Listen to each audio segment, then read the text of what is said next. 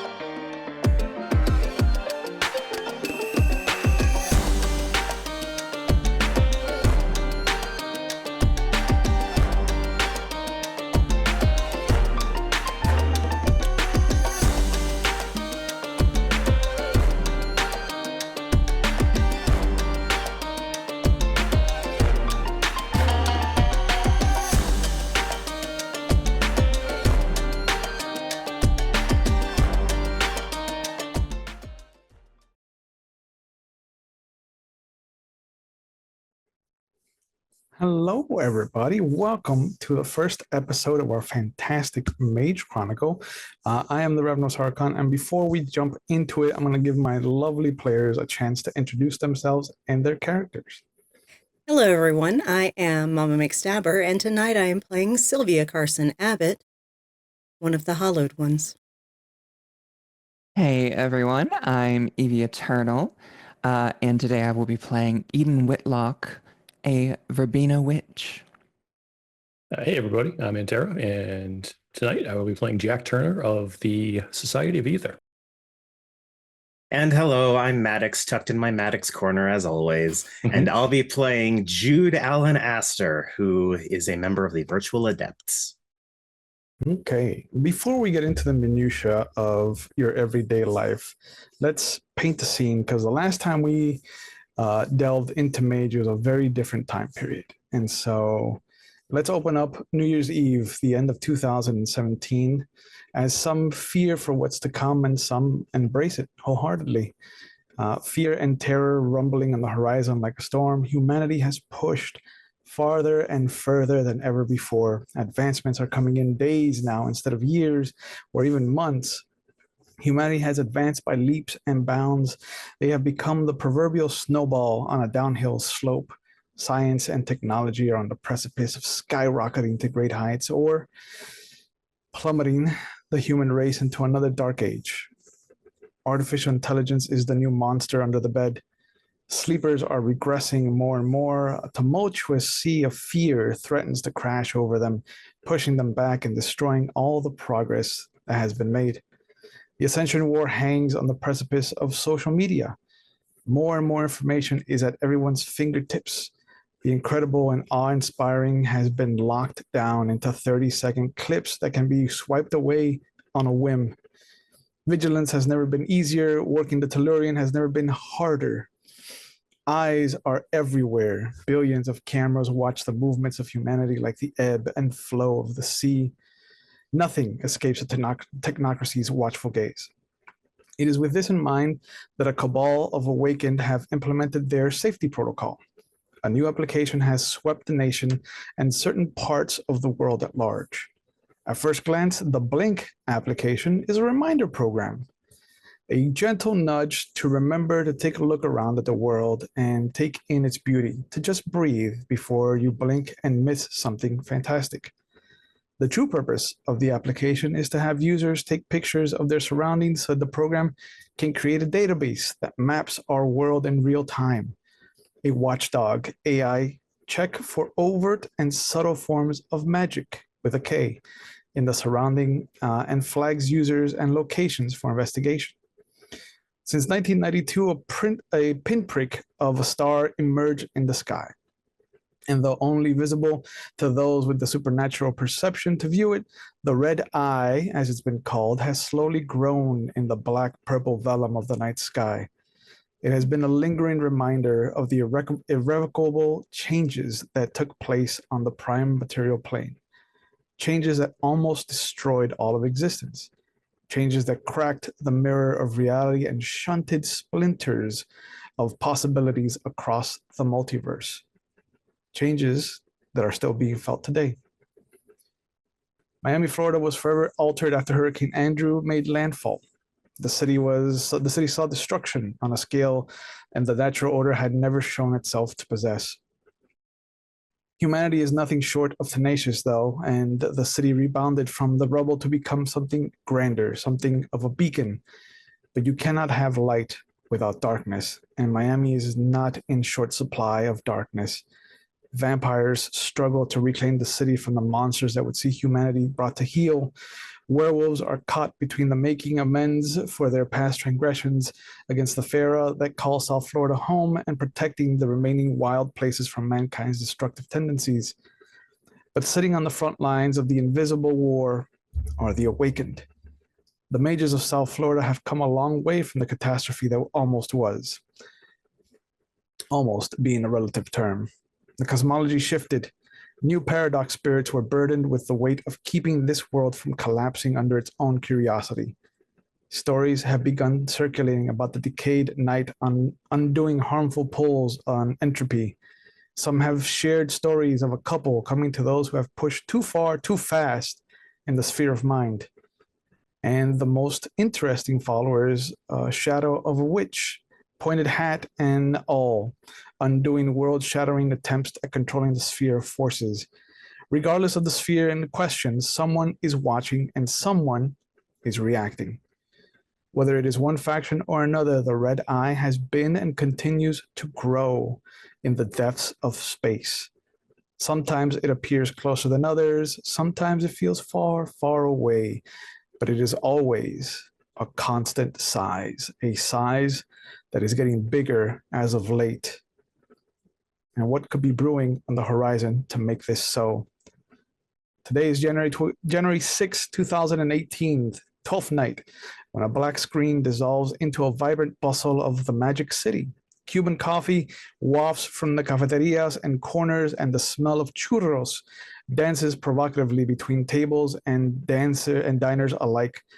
There's a chill in the air, nothing wild like what you would expect of a New York or a Chicago this time of year, but a 57 degrees will bring out the heavy sweaters and jackets. The sun will make quick work of the nice dip soon enough. There's a small herd of clouds grazing in the blue field of a clear sky above. And as our eye shifts through the city, we hear the sound of Mark Anthony's Vivir Mi Vida under the animated chatter of two islanders discussing the politics of their new home. A third neighbor walks out of their home to join with a tray of tiny coffee cups and that black gold that has almost everyone in the city treasuring. They'll pull out their smartphones and show off a couple of the pictures that they took with the new Blink app and the amount of points they got for those pictures. The new application has taken off, rising like a meteor through the ranks of popularity, and it asks you to just take a picture of your surroundings and you can get a score of how wonderful and composed your picture is.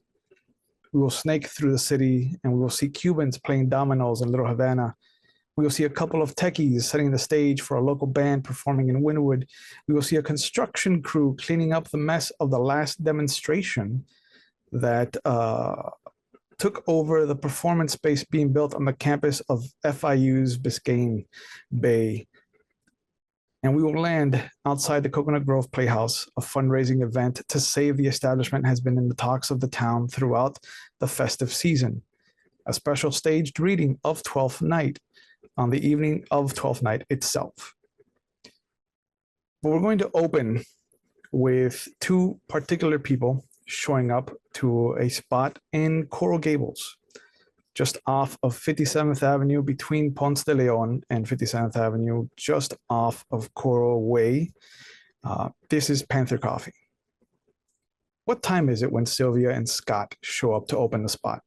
Oh, they are right. Do the morning shift, so they are there at 5:30 a.m. before the place opens at 6. The baker has been there since about 4 a.m. Damn, that's the heavy duty. Yeah. What does Scott look like to you? Scott looks like an early 20s. Let me actually pull up what I wrote about him. Hang on just a second.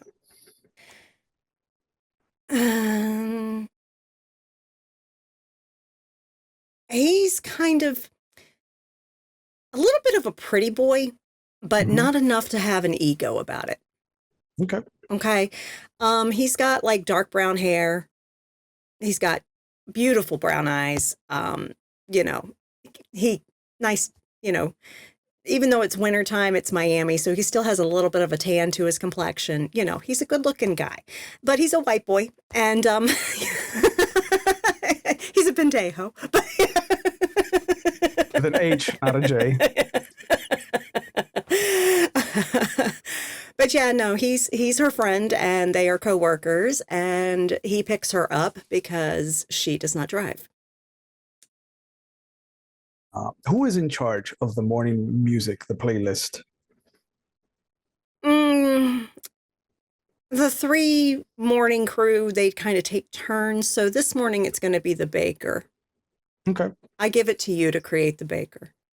Sure. Does he lean into any ethnicity in general? We can say he's Cuban. Okay. So you'll probably come in to the sounds of Celia Cruz. Perfect. Some carnival playing, and him dancing in the doorway between the actual countertop and the kitchen area.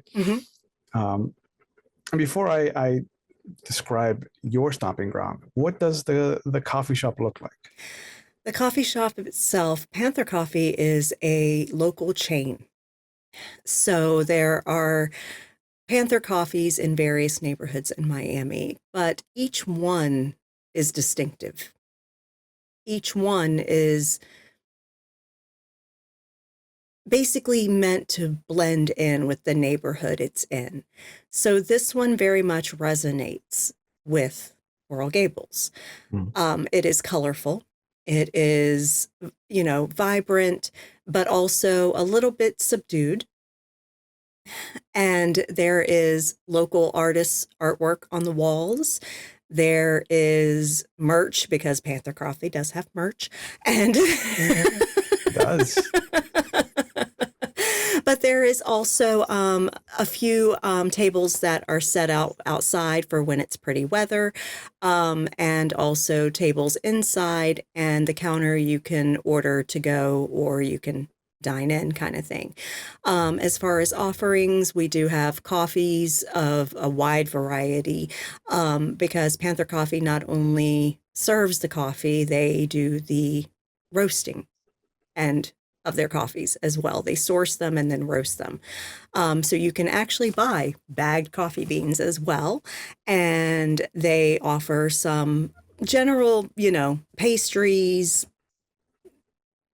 type things for morning. And then they might have like light sandwiches and things for lunch. Very nice. And since the cook is Cuban, the baker's Cuban, the smell of guava pastries is not alien. No, it smells so good. Welcoming you to the shop. Where does Scott go first? Like, what is his usual Scott routine? is actually the brewer. He is the one making the coffees. Sylvia works the register. Okay. What does morning shift look like before the people come in?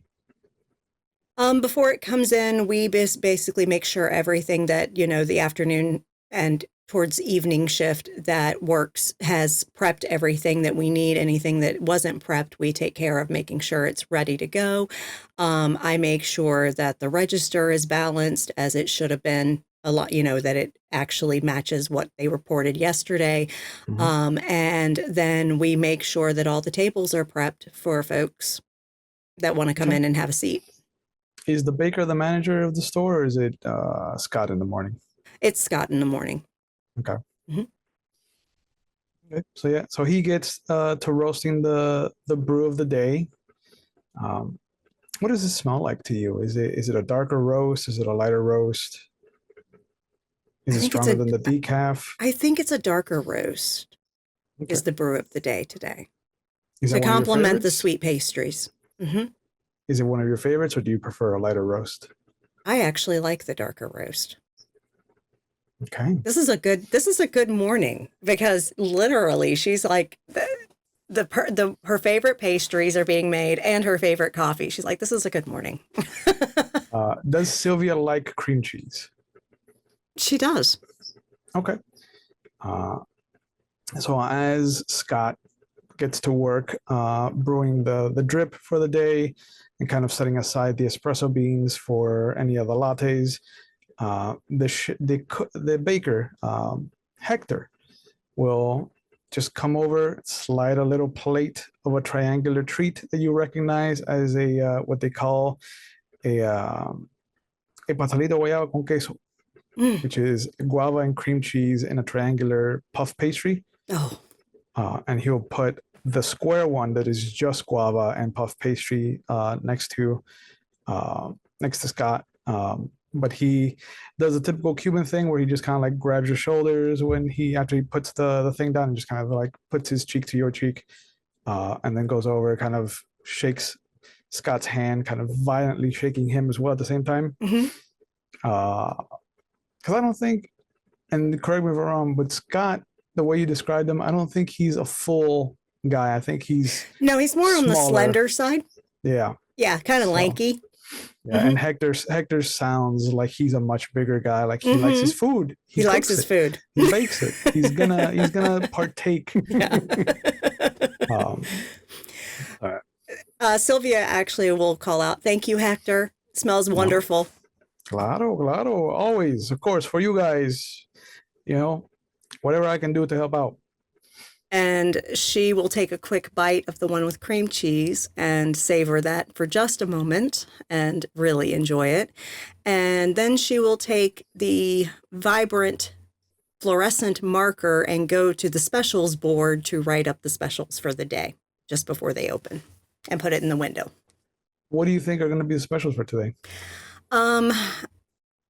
The roast that Scott's working on, and then absolutely the pastry with the cream cheese. Absolutely. So she will write that one. And then for lunch, there is a Cobb salad that Hector makes, a really amazing Cobb salad. That is, the dressing he makes for it is unbelievable. And then that one and an iced coffee for lunch. Okay. And as you are drawing out and writing out the specials, we'll follow a little trail of smoke that comes up from the first few drips of the house coffee, and come to the same kind of little tendril of smoke coming out of Eden's cup of coffee. Martin has walked into your shared office space. Eden, what does Martin look like? Martin's a very tall gentleman, well put together, usually dresses very officially. He takes his job a little bit too seriously, that kind of guy. Dusky skinned, and definitely easy on the eyes. Pretty interesting looking gentleman. So, okay, a little stuffy for my taste, but okay. Kind of guy that would wear a tie. Absolutely. Okay. And what time is it when you are coming into the office? It is 8 a.m. Didn't have to come in today since the semester hasn't started. Just had to work on the lesson plan, but am behind, so figured I'd come in early. You have a couple of days before the winter season starts. You have a full load. Can you see the work being done on a new on the new performance space that Carnival Cruise Lines has wonderfully and graciously donated to FIU. Oh, absolutely. It's still being intermittently closed down because of an infestation that they just can't seemingly get rid of, curiously enough. Can you see, since you can see the new performance space, can you see the old performance space across the lake? I'd say it might be in view in the distance, but I'm not getting any like particular information looking at it from here. Okay. Martin comes over and he'll put a little muffin in the little plastic bags from, it's one of the vending machine muffins, but he'll put it down on your desk. Blueberry came down instead of chocolate chip, so I know you'll eat it. I won't deign to put that in my mouth. Martin, you shouldn't have. Thank you. I really appreciate it. And she'll unwrap the muffin and give it a quick nibble before heading back into her particular headspace. Yeah. How have things been, dear? I know it's been a little while since we've interacted. Yeah, since before this, it's a whole year, and he kind of finger guns you and then puts his hand in his pocket. Sorry, I don't know why I tried that. It's quite all right, dear. My friends tell me that I need to experiment. What can you tell me? He'll pull out a folder and he puts it in front of whatever you're working on. What can you tell me about this girl? You had her last year. I'll look down at the image. Is the image familiar to me? Is it a student of mine? It is a student of yours. Who is it? That would be Lacey O'Neill. Okay. What did you want to know about her? She's been emailing me about what we're going to be doing this semester and whether I have a syllabus already. Is she going to be more of a pain in the ass than you are? And he bites into his chocolate chip muffin. Well, I did notice during my semester she was quite thorough. So there's always the distinct possibility. She's certainly hungry for knowledge. So, what does Lacey look like? Where does she come from? Lacey is, I believe she was probably 19, so she's fresh out of high school. She's a redhead, Irish origin, very heavily freckled face. And she's got like very long red hair that's very straight to her body. And you could probably consider her like the nerdy sort. She's got a pair of glasses on, round rims. Yeah, she seems nice. She's nice. What do you think is her chosen focus currently? Because you and Martin, I don't think teach the same thing, but you're in the same field.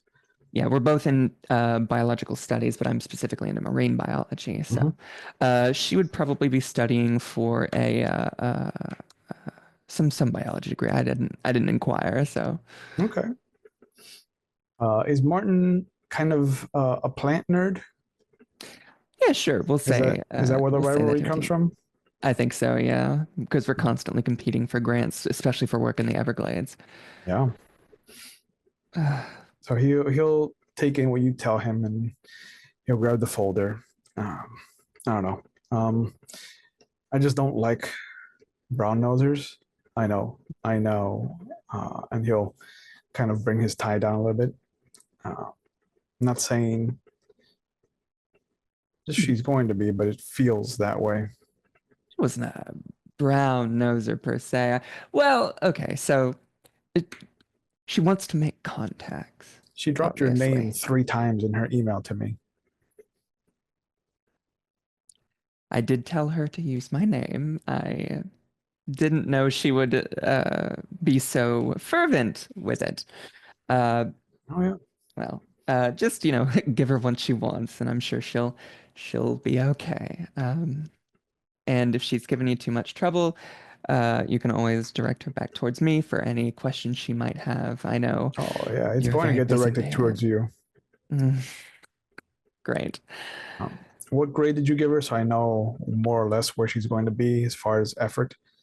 She got an A minus, which was pretty good. She had a little bit of trouble with her extracurricular You give activities. minuses out? I do, yes. Wow. I thought you were like A or F, that pass or fail for you. No. I like to throw in a little nuance, but I reward effort. So Noted. Well, I'll let you get back to your work. Thank you for telling me about Lacey. of course. I hope she is not as As- exuberant as you are. Yeah, we'll see. I think she'd be hard pressed to be more so. You set a pretty high bar, Eden. And he'll turn and walk towards his desk. As we see some of the crumbs coming off of your muffin, we'll see a little plate with crumbs in it by the side of a bed. What time is it when Jude is waking up? Oh God, Jude's not a morning person. So he's probably bought every single 15-minute increment alarm he has set since he first woke up, probably an hour prior. I'd say he's meeting with Marta, right? Going to be sure. He'd Supposed to have lunch together. Yeah, he'd force himself to be there on time, so he's probably getting up no later than like 11:30 if he can. Okay. What does your room look like? I know that you share it with Delma. I do share it with Delma, my girlfriend. Yeah. It is, of course, the One only bedroom or two bedroom? one bedroom. Okay. It is a full-size bed, which takes up most of the space in the bedroom, but not all of it. There's still enough for a dresser, although it's sort of like a 1.5-foot walkway on either side, so not the most amount of space. And then, of course, a closet off to the right, which is her side of the bed, just because it's also like she likes to be able to get up and just go through the rest of our small space of the house up at night, because Jude tends to stay up late a lot, and so he gets to bed sometimes a bit late. Where is the computer? The computer is in what used to just be a simple like living space that Jude has set up some curtains and stuff around to have his own proper space for computing and all that stuff. Fancy. Is it a tower? Do you have one tower? Do you have laptops? A laptop? He has a tower. He has a laptop that is his work laptop. Which only gets used in certain ways. And then he has like extra power banks, backup generator, storage, external hard drives, internal hard drives, et cetera, surge protectors, making sure that if anything electrical goes on that he's not approving of, it doesn't fry his system. Are you strictly PC as the master race kind of guy, or do you have some Apple products strewn about?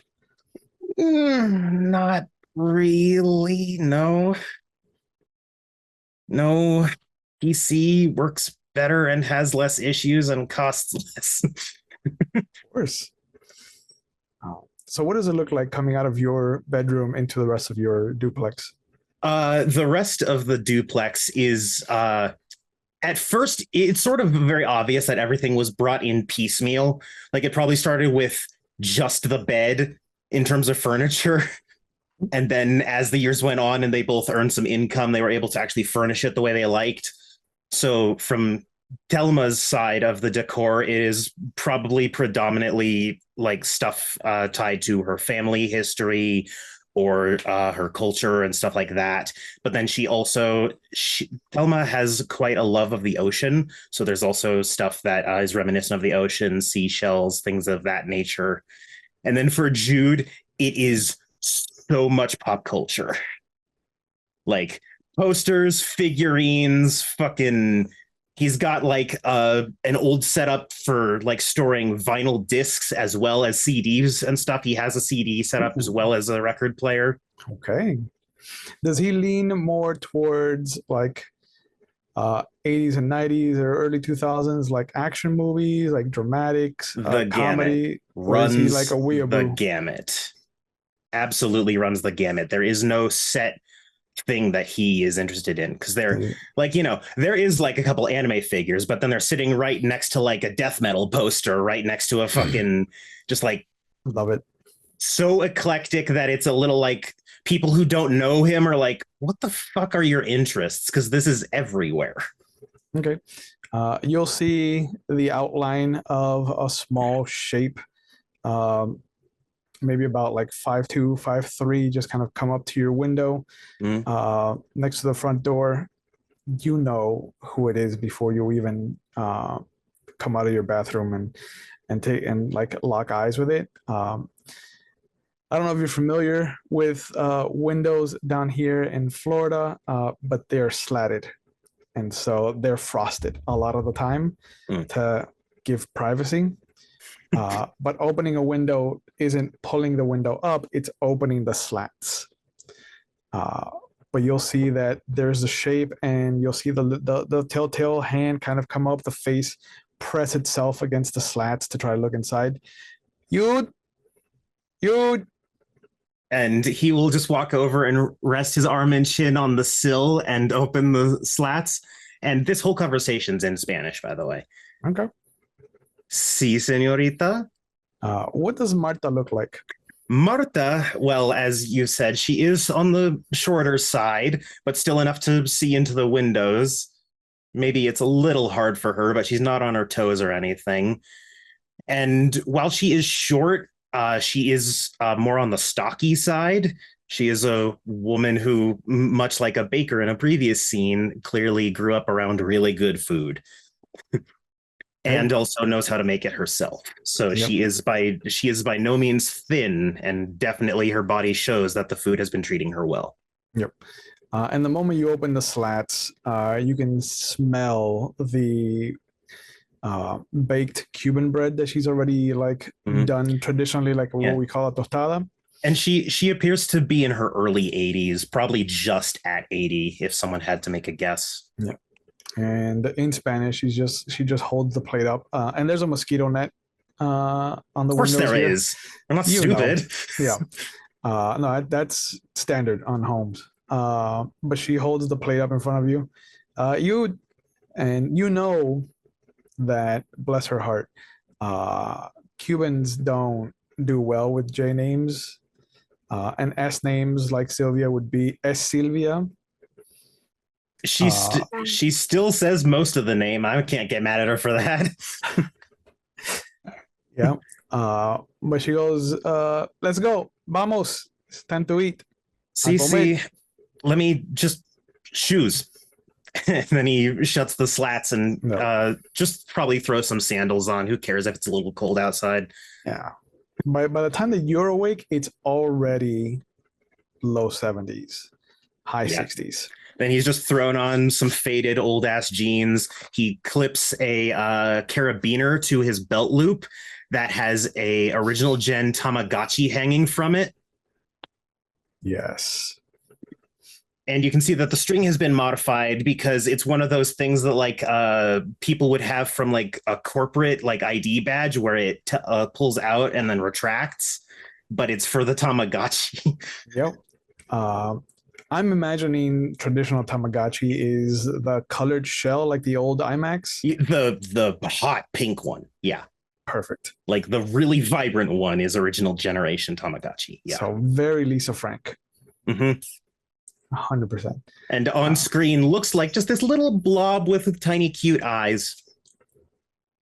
Little anime eyes, the animu eyes. That are like 2 pixels max, and they just blink every so often.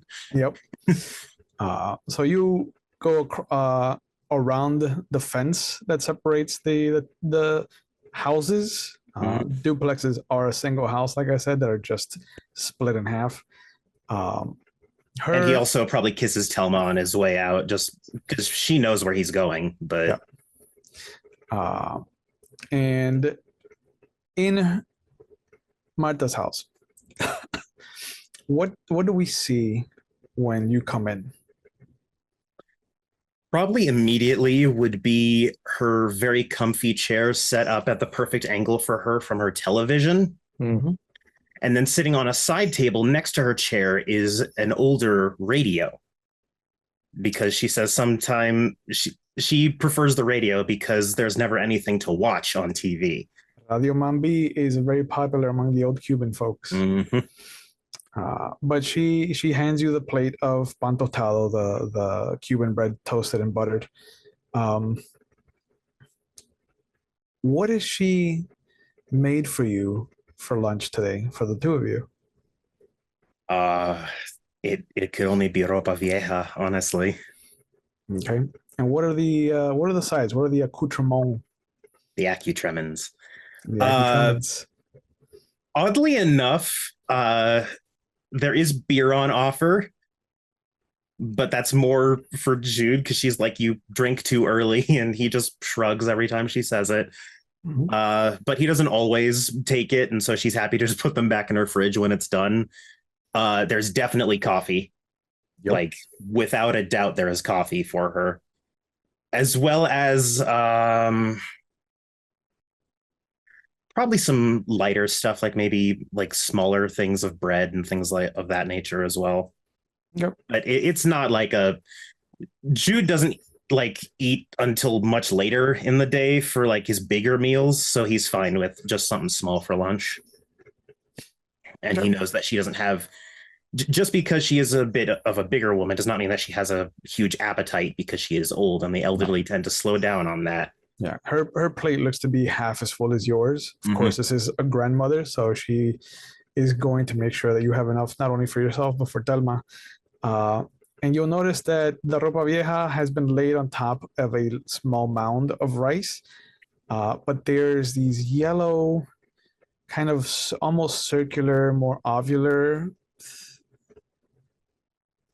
pieces of something sticking on it from underneath from the rice. There's 4 of them. What sort of utensils would she have? Spoon, fork, and knife? There's only a fork. Gotcha. You do not eat ropa vieja with anything else, you heathen. Jesus. I've never been to Miami in real life. Sorry. Does this look like something that can be stabbed, or is it better to just sort of pick it up like with the fork underneath? You pick it up with your hand. That's a tostón. Okay. Yeah, that is a plantain that has been fried and then smushed and then fried again. Jude will, of course, take it and immediately try it while simultaneously asking, ¿Qué es esto? And she smiles. Totones, which is what I just mentioned, and they are crunchy. Salted all to hell, because that's the only way you're allowed to eat a toton. I haven't had the Cuban version in real life, but I have had the Puerto Rican version. God damn, this strain is going to torture my stomach every episode, isn't it? Maybe. And Jude immediately just goes to, well, yeah, it's clearly part of the dish because it tastes fucking amazing, and then just goes to eating. Yeah. And for like the first few minutes, there's no talking because Jude also recognizes that he's got some bad eating habits. So he's mainly just eating because he forgot the night before. Yeah. Oh, no, like this is not the first time that you've had lunch together. So she knows that the moment you put the meat in your mouth, she's going to go over to the radio, and we're going to hear a very staticky, but very clear. Because it's an older radio. Like, not hand cranking or anything, but like old ass antenna, like slightly bent. This might have been in its prime in the early 80s. I've probably fixed it a couple times for her, obviously. Yeah. And you're probably there because she wants to pay you for lunch for helping her with her daughter's computer issues, or some other thing that she doesn't have to do, but she knows that she is like the middleman for you and her family. Yeah, Telma, Marta, and I all agreed that any work I do for Marta cannot be paid in money, because Telma and I don't want to take money from an old woman. So she probably mostly pays us in treats and company and stuff like that. Since this isn't the first time you've been to lunch with her, what do you think is the song that comes on? I know it's Spanish. She doesn't listen to English radio. No, she speaks English when she has to, not when she's at home. Correct. It's probably energetic, but not like strictly something that someone would listen to for dancing. Mhm. But definitely it's something that she plays when she's like, no, it's morning. You need to be up and active and like fully in your head and all that stuff. So It's something with some energy that isn't like crazy wild. So less Pitbull and more Juan Luis Guerra. Yes, that's an excellent way to say it. Okay. As she starts kind of moving her older hips to the music and kind of moving back and forth, we'll take that little bit of music to transition us over to Gramps, a bar in Wynwood where Jack is meeting with a man called Slim. Who is Slim, Jack? Ooh, you pulled a band. First episode, and you. Geez, I was trying to be nice. Nice. Yeah. Look at you. I was all off put by Jude not knowing which utensil to use. Yeah. No. So Slim owns a few places around the area. Gramps being one of them. He's a younger Puerto Rican man. A little. I don't want to be too hard on the guy. Jack's first descriptor, if anybody asks, is that he's kind of a piece of shit. He cares more about the bars doing well than the actual venues. He's the kind of guy, he knows he's good looking. He uses that to his advantage. He's got a metric ton of tattoos, 2 sleeves. He's got some going up onto his neck. Like, given his age, it's totally poser level. But yeah, he's got his whole thing on Jack. At the end of the day, Jack doesn't care. He just, he pays the band, he pays his bartending, whatever. Has he been kind to Jack? I mean, as kind as a business guy can be. He hasn't been cruel or mean or anything like that. What's the current deal that you have working with Slim? So we shift. Some nights I bartend. Some nights Jack bartend. Sometimes the band comes in and they're scheduled.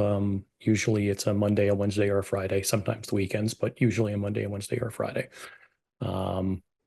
Nothing crazy. He gets paid for the bartending, and the band gets a cut at the door for the shows. Okay. Gramps has 2 main sections. It has the indoor bar, which is just a shoebox. The bar is laid out at the back of the entrance, right opposite of it. It runs about 3/4 of the back wall. There's a ton of spigots for draft beers. There's a hallway to the left of the bar as you're looking at it that leads to the bathrooms and the offices, and there's a large double door to the right that leads to the outside patio area. The outside patio area is huge. That's where the stage is, and that's where the picnic tables are for people that want to hang out or are forced to hang out outside because Gramps fills up fast. Sometimes they'll be nice if it's a little too hot outside, and they'll set up a small stage on the inside, but that small stage is usually reserved for a DJ. Since you're there before the bar opens, what time is it for your meeting? Probably mid-afternoon-ish, probably 4:30, 5 o'clock. There's probably a few other like a bartender, servers doing their things, getting the bar ready for the night. Okay. What does Slim's office look like? It's actually, it's not super personalized. He has a number of locations. He just kind of uses it when he's here. It's not his main office. There's a computer, a couple of chairs. There's no pictures or anything up. There might be just a filing cabinet. Nothing crazy. Running like QuickBooks 1998. Lotus Notes. Excel 2001. Mm-hmm. Yeah, so he's sitting down opposite of you. And he goes, all right, so I'm thinking about switching the band. There's a couple of girls that are coming up, and I want to give them more stage time. Okay. What do you want us? I'm thinking we might want to, because I don't want to cut you off at the knees either. You guys are doing a good job, and We get a good crowd. you do get a good crowd, and you got that one guy who just is diehard. Oh, Jeb, I love him. He's so good. Jeb. Did I told you about Jeb? No, thank you. Okay. Jeb. Anytime that you bring him up, it reminds me of Jeb Bush, and the less I think about the Bushes, the happier I am. Yeah. No, he's actually a good guy. He asked for my help once with some swamp puppies when I first got into Miami. And I didn't realize he wasn't talking about dogs. And I learned my lesson. Yeah. What do you know about alligators? Nothing. They're dinosaurs. Okay. So why did he ask you for help? I'm good with my hands. I'm good at a mechanic. I do the sound systems. Yeah. He needs some help with Jack, there's a difference between replacing a Chevy 4-cylinder, 6-cylinder, 8-cylinder, and handling a fucking alligator, my guy. You say that, but you need to change your mindset into those being the same thing. What? Steve Irwin, crocodile hunter? Yeah, sure. Why not? Look at what happened to him. Why are you attacking me? I'm sorry. I'm not attacking you. I'm just. Oh, this is information I didn't have before. Yeah. And I understand. I regret learning this information. Mm-hmm. You're welcome. So Jack, I want to take you off of Mondays and Fridays as far as the band is concerned. Mm-hmm. I think Wednesdays and Saturdays will work better for you guys. Okay. Yeah, I mean that's cool. If that's what you need, that's cool. We can always pick up other gigs elsewhere too. So yeah. Oh, okay, sure. I do have a bar in the Gables that I could have you come at. We don't have a stage. It's a small. Have you heard of the bar? Is it near Sylvia's coffee shop? It is. If it is, then I have heard of it. It is down the street. Yeah. It is a place as pretentious as it is. It's called The Bar, but it's off of the main strip of Miracle Mile. But he's like, yeah, we could have you come down at the bar on a Thursday, maybe. Sure. I do karaoke there on Tuesdays, so that's out of the question. You'd have to be cramped into the corner. Are you guys all right with that? I think so. I mean, we don't need a lot of room or instruments. We'll just bang on pots and drums if you need us. Please tell me you're joking. Yes, I'm joking. I have to ask. You were an alligator tamer for a day in your life. Yeah. Okay. So Wednesdays and Saturdays here, Thursdays at the bar. Do you want to bartend on Friday and Monday? Or do you want to try to find gigs elsewhere? Because I can talk to Jonah over at John Martin's. Mm-hmm. It's off of Miracle Mile. No, I'm good. I'm happy with I still got my day job. I do this for fun. I like to bartend. I like to play music. I like to fix cars, whatever. Okay. I know I'm gonna regret asking this, Jack. Cool. What is your day job? And how many alligators does it involve? No, it's just one time this guy wanted his car modded. It was an El Camino. We just finished putting the risers on it. And who puts risers on an El Camino? Yeah, he wanted to go up and down. The hydraulics. Oh. No, hydraulics. I get mixed up. What a waste of an El Camino. Wow. So you did this thing to what else did you do to his El Camino? Oh, he wanted an alligator on both sides, like a really cool alligator. So we got someone to come and paint it. All right. I think we're done then with this meeting. Thank you for coming in. You're welcome. Yeah. It was lovely to see you. Yeah. Always a joy. On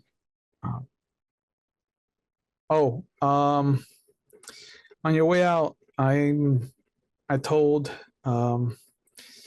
what is since they're your rivals, what is the name of the lead singer for the all-girl band?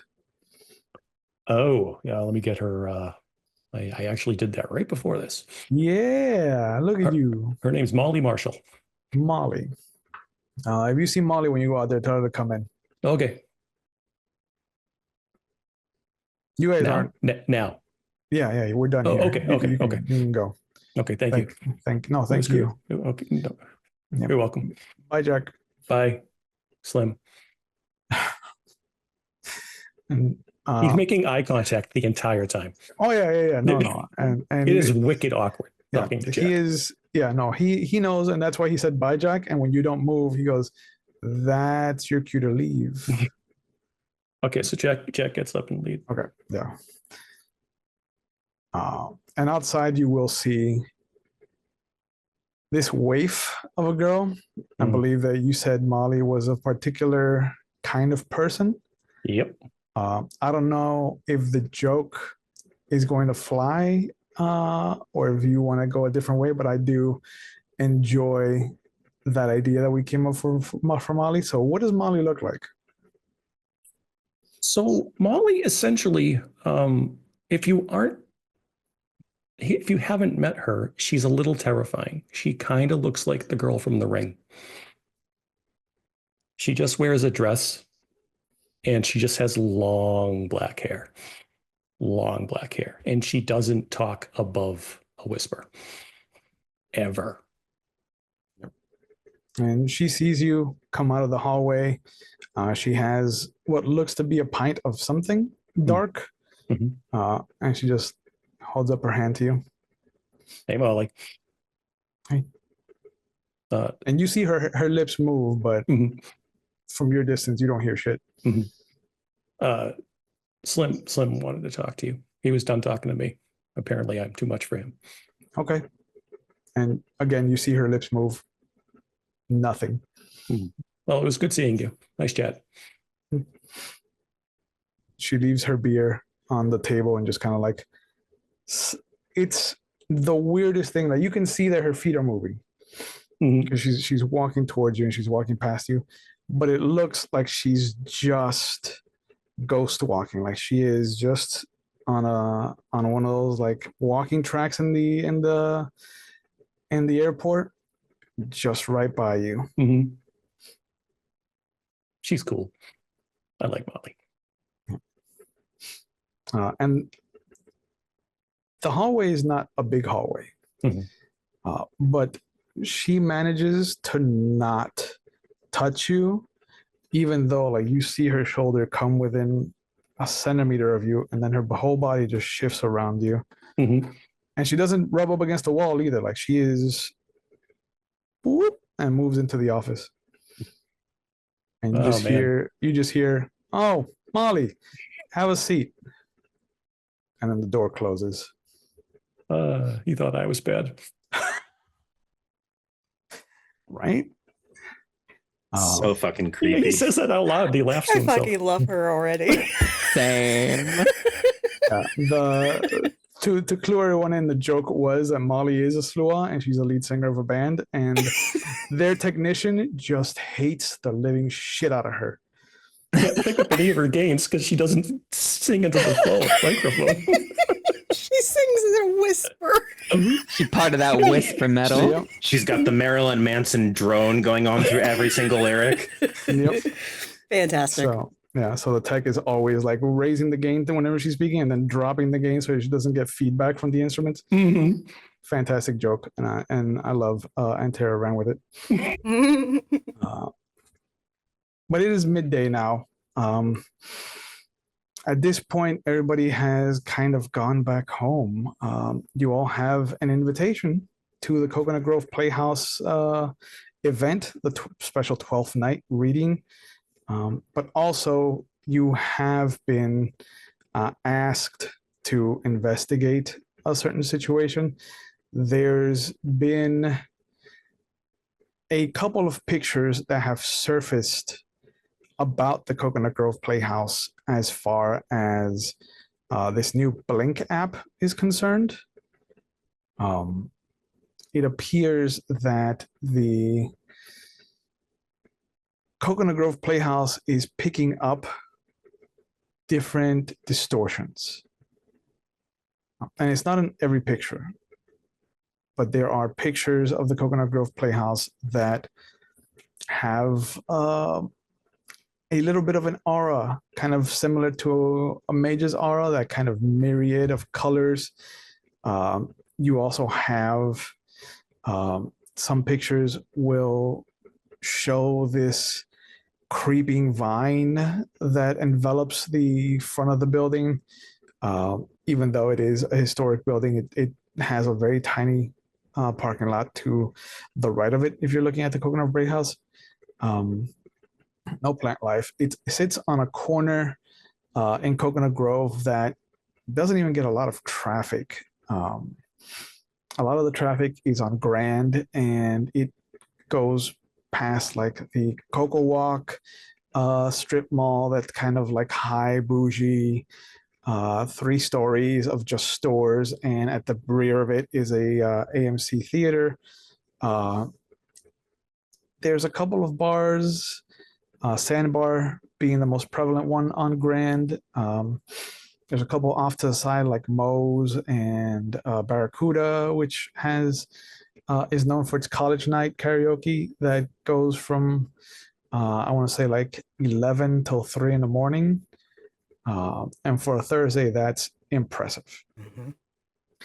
But it's also, since it's not in the main artery, it doesn't see a lot of footfall either. Like a lot of what used to be people coming and going and kind of loitering around the Coconut Grove Playhouse has diminished in the last decade and a half. And even the city has kind of leaned towards wanting to use it for something else. And it's just the citizens of Coconut Grove and a few of the people that are in the theater scene have stood up and defended it as a historic site as far as the city is concerned. It's been a constant battle back and forth, and that's what the event is. It's kind of fundraiser, awareness, bringing awareness to the Playhouse, and a council member, as far as the city is concerned, for the Awakened. You all know that the council is made up of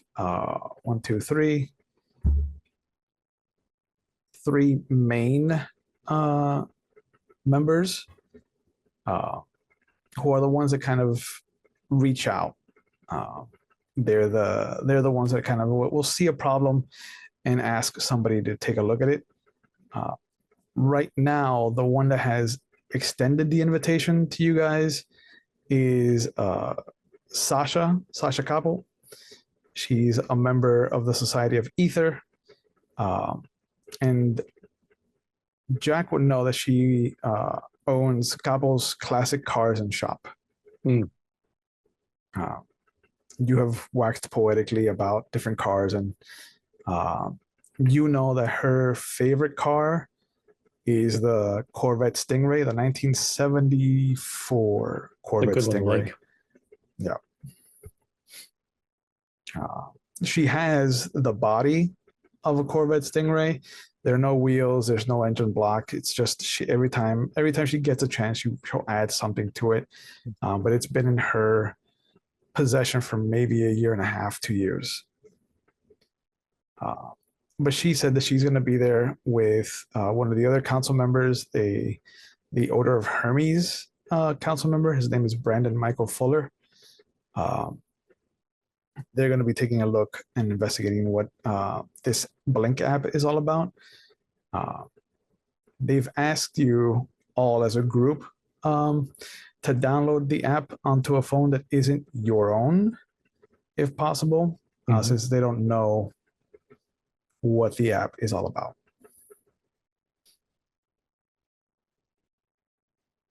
But are all of you going to meet up there? Is someone picking up Sylvia? I'll pick up Sylvia. I'll pick up Jude. Got your back, girl. Sounds Appreciate you. Yeah. Otherwise, she'd take an Uber. Yeah. Nah, Grove it's isn't mostly that on far the way. from Little We're fine. Havana. No, Yeah, it's the Grove- not. So it wouldn't be a terrible. We were like No, $20. it wouldn't be terribly expensive either. So Yeah. But as you guys pull up, it's maybe 7. The reading starts at 8, but there is not an open bar, but definitely a bar, and finger sandwiches and kind of local treats. There's a little bit of a spread. They're trying to impress people, and you know that they are trying to impress people because they have the little croquetas, the baby croquetas, which are a sign of a fucking good party down here. Mm-hmm. They come in this, I want to say 2 foot by 1 foot plastic tray, and there is a mountain of them. It's easily at least 100 little croquetas. They're like the size of 2 widgets of a finger. Beautiful, perfect. You pop them in your mouth like popcorn. You could eat. Now, what 30 of them. exactly are these? Fried ham. Fried ham. Okay. Yep. So ground ham, breaded and deep fried. Okay. Ooh, actually sounds really nice. That Yeah, I'm sounds still really hungry. good. So hungry. There are 3 types of croquetas down here. There's ham, which is the best ones. There's chicken, which are okay if there are no ham. And then there's what we call bacalao, which is fish croquetas. And that is disgusting. Yeah, I was about to say that's not. If somebody willingly eats bacalao in front of you, leave. You don't need them in your life. Yeah, they're poor judgment. You don't need Yeah. that. 100%. Why is it bad fish or something? It's terrible. Is it? Okay. I have never had a good bacalao croqueta in my Okay. life. That's a shame. But there's little pastries that Sylvia will recognize, little miniature versions of the guava cakes, the guava and cheese. There's ones that are just the cream cheese. There's little circular pastries that you will recognize as the what's it called? I forgot the name, but they have ground meat inside. Mhm. And It's a savory one. yes, kind of like Jamaican patties. Mhm. But you'll notice that there's a spread of different ethnic food as far as Cubans are concerned, and there is a small half moon bar where there's one guy trying to fulfill as many orders as possible.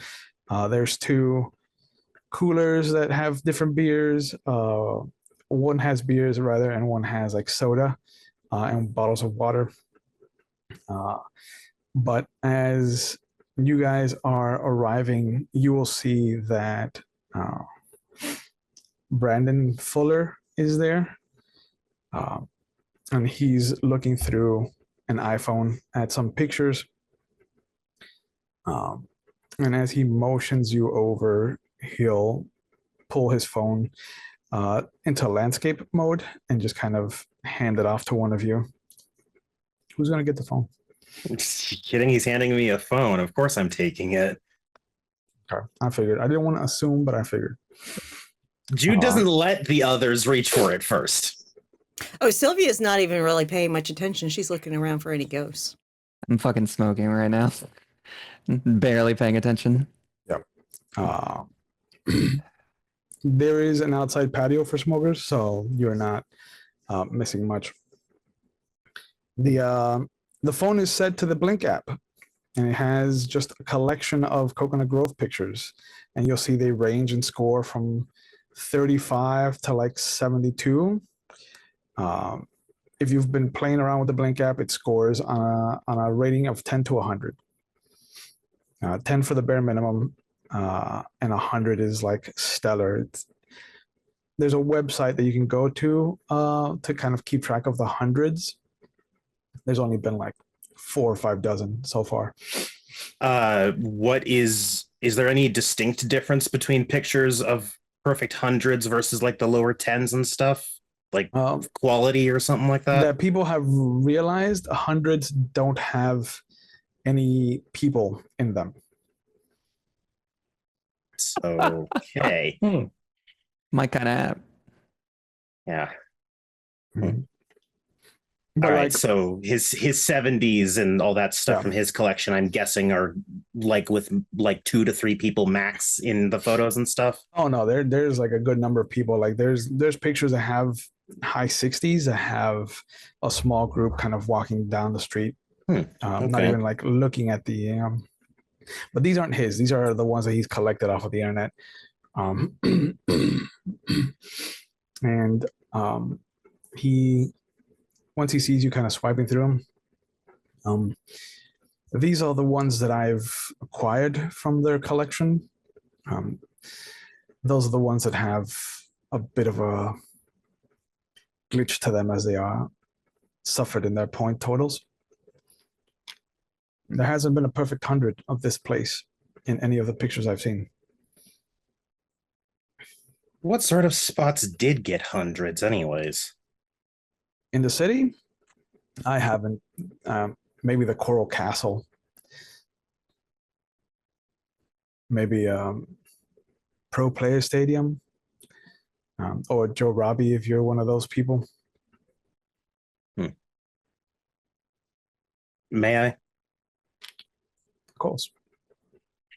And I'd actually like to go into, if he handed me his phone, so I mean, it's not like it's his actual phone, it's his burner for Blink. Correct. But I'm gonna specifically start checking stuff like again, sorry audience, I don't know how apps and stuff like that actually work, but like checking stuff like source code, what sort of servers it pings, things like that. Sure. Just what little I can technologically, or what little I can glean technologically. Let's have you make an intelligence and computer roll. Certainly. First roll of the night. Jack's gonna go see if he can get a coffee from the bar. Gonna be scanning the outside with the app on a cheap burner phone as well, just while I'm fucking smoking. Might as well. Yep. Give me a perception and awareness roll. All right. Actually get to roll. Holy fuck. Yeah, look at that. Perception and awareness. Oh, I just noticed that the health boxes are different. That's Yeah, crazy. no awareness. I have alertness, not awareness. Oh, that's terrible for you. That's 3 on into Success. computers.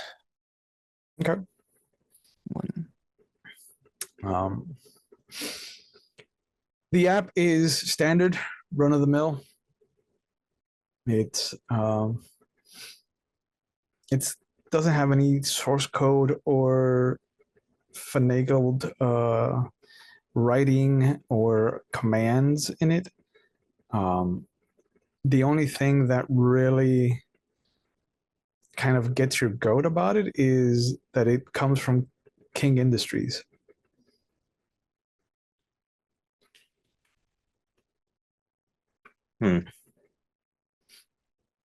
For those sitting next to Jude, as he's like reading through all this and checking some extra stuff on the phone, looks like he's gotten out of Blink a long time ago now, but he'll just be muttering, "Oh, of course it's standard. Technocrats love standard fucking," and just little quips here and there, either him bitching about something going on with the phone, or you can also hear annoyed complaints that he's not finding anything. And then, of course, it ends with the King Industries. Yep. And Fuller will kind of just look at you and is like, yes, some of our people have discovered that too. None of the routes we've seen trace back King to the technocracy, to any of the known shell corporations that they use. Nah, it's just an assumption more than anything, but it's never been the wrong assumption so far. It's a fair leap. Eden, outside, as you're pulling a drag of your cigarette and kind of lining up your shot, you'll notice that there's nothing in the camera, the phone's camera, but the moment you take the picture, there is what looks to be this young boy kind of looking at you. Do I Just- see him? No, Is he? he is not there in real life. What No. the fuck? Looks straight out of Newsies, like Disney's Newsies. The little cap and everything, little vest. Time fuckery. Great. I'll finish my fucking cigarette and I'll head in. Mhm. And I'll approach. I don't know if we're hanging out in a group or if we've got a table or what we've got, but I mean, the reception area is the whole lobby of the theater, and it is huge. The reading will be taking place upstairs in what is their black box theater, which isn't a black box. That's just what it's called. It's a very warm room, cherry wood flooring, a yellowed wood tone to the wall itself, and there is this beautiful proscenium arch that separates the audience from the theater itself, from the stage rather. And it has this beautiful calligraphy of something written across the whole of the proscenium arch in a rainbow of color.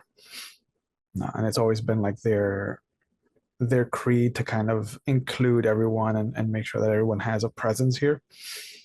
But yeah, you'll come in and you'll see that. Jude, are you giving back the phone or are you going to hold on to it?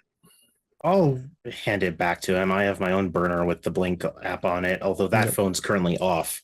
Yeah. But Yeah, and he turns off his. He'll hold it out to anyone else who wants to see it, but otherwise he'll turn it off if nobody wants to take a look. Actually, okay. Sylvia will take a look. She's going to take a look at the photos to see if there's anything that catches her eye in the All right. photos. Give me a perception and awareness while you were looking for ghosts. Sure. Ooh. Oh, intuitive. Intuitive. Yeah. Mhm. Okay. I see. You said awareness? Awareness, yeah. Yeah, awesome. Okay. Yeah, that's a good pool for you. Yeah, it is. Yeah. Standard difficulty. All right.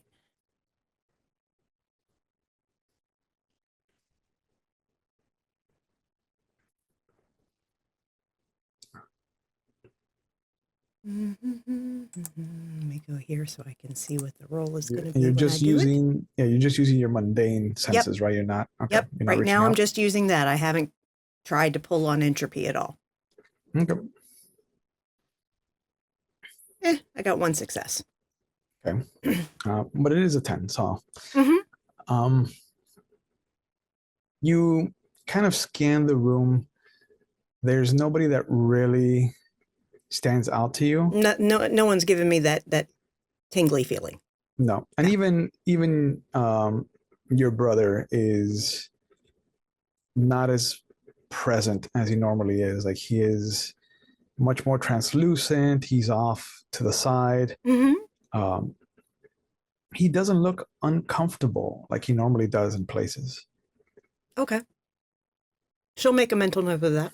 Yeah. Mhm.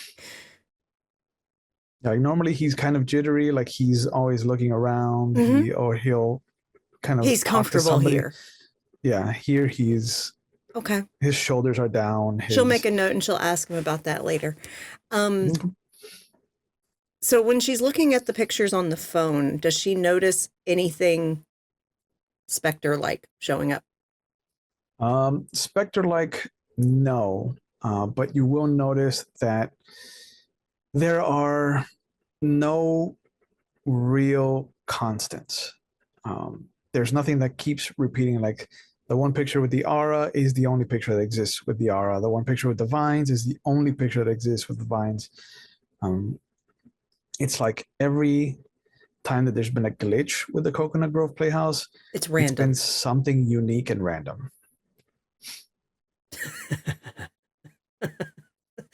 That's right, in her wheelhouse. Yeah. What can I possibly roll to divine something from this? Oh, Could I pull on a little entropy from that? Sure, if you want to pull. I don't know if Well, I have a few spheres that I have a 1 dot in um to sense things, not necessarily do anything with it, but to sense it. That's kind of what Right. I'm looking for, is to sense what's going on here. sure. You could try, if you want to just get like a rudimentary sensation of what's going on with the pictures, you could try a correspondence, a life, a mind, and spirit roll. With Just- entropy? Or just those? Just those. Okay. I don't think the way, Correspondence, the way it's life, working, I don't think mind, and spirit. the randomness of entropy is actually random here. Okay, got you. Okay, so But- just to confirm, you told me correspondence, life, mind, and spirit. Yep. Okay. That way you'll cover all the bases, and you'll try to get like you can try to piece together the angles of the shots from correspondence. You'll try to pick the sources of life in the pictures in correspondence. You would try to get the sensation of people's mentality when they were taking those pictures with mind, and then you'll see if there's anything spiritual Is this attached place to a it. node? It is actually. Okay, so what do I get for my reduced difficulty? 1, 2, 3? Coconut Grove Playhouse has been in decline recently, so I'll give you a 2. A 2? Okay. Not terrible. All right. You could feel that this used to be a much stronger. I will also use a willpower for this, Yeah. for a success. Yeah. Yeah, because my difficulty's already down to 2. Oof. My God. Mage is stupid. I got 3 successes. Nice. Yeah, with correspondence, it's very easy to take a look at all the pictures and map out that there are no pictures that have been taken from the back of the playhouse. Everything is a kind of 120-degree curve. You can see from halfway into the parking lot in one direction to halfway through the building at the corner. But otherwise, everything is kind of centralized. With life, you'll notice that all of the pictures that have somebody in it, all of those people are alive. There's no strangeness. You also notice that all of the pictures that have something fucky-wucky with it are all daytime pictures. With mind, you will notice that a lot of the people that have left any residual kind of thought or feeling towards the pictures are just excited.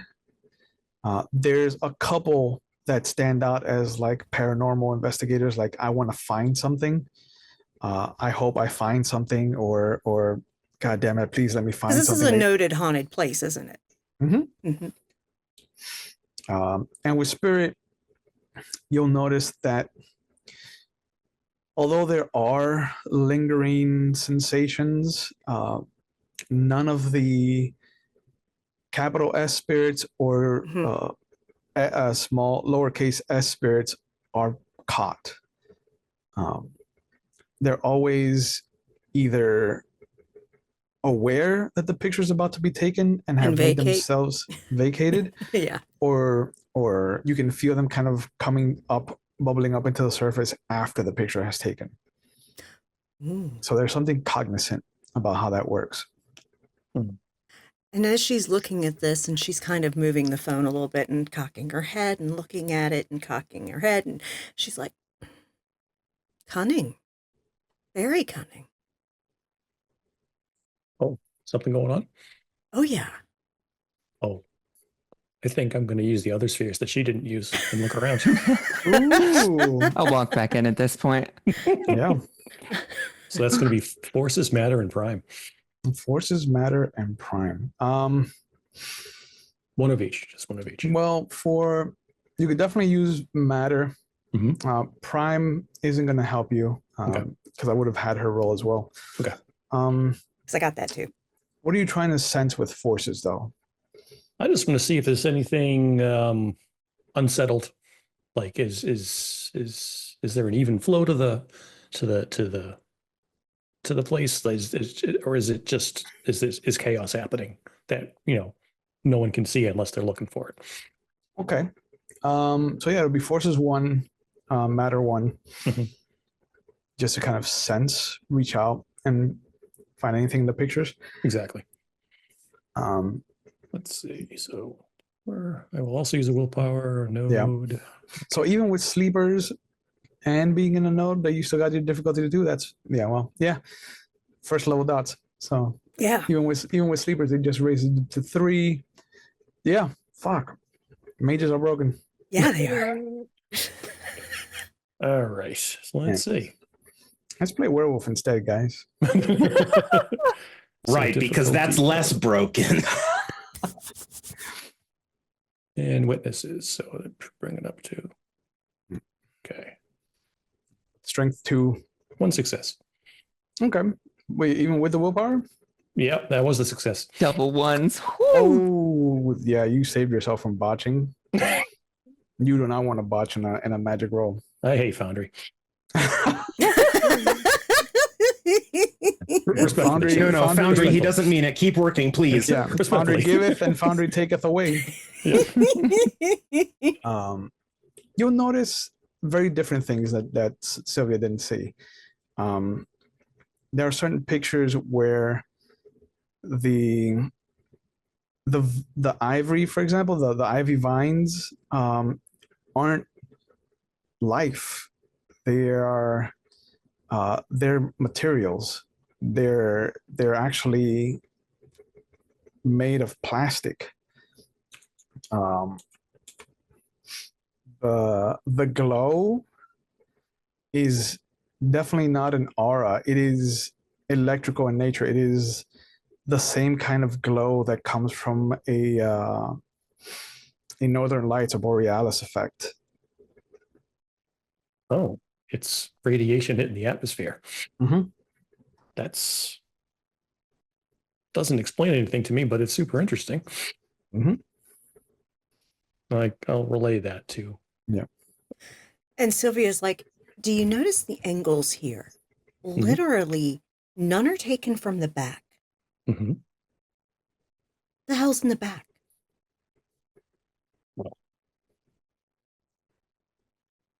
Either something someone couldn't get to for the pictures or something keeping them from getting the pictures. Oh, hey, so, like, spooky shit, right? Yeah. Yeah. How spooky of shit. And Jude takes like a quarter step away from Sylvia. I'll show her the picture with the She little literally boy in does it. an imitation of the kid from Sixth Sense.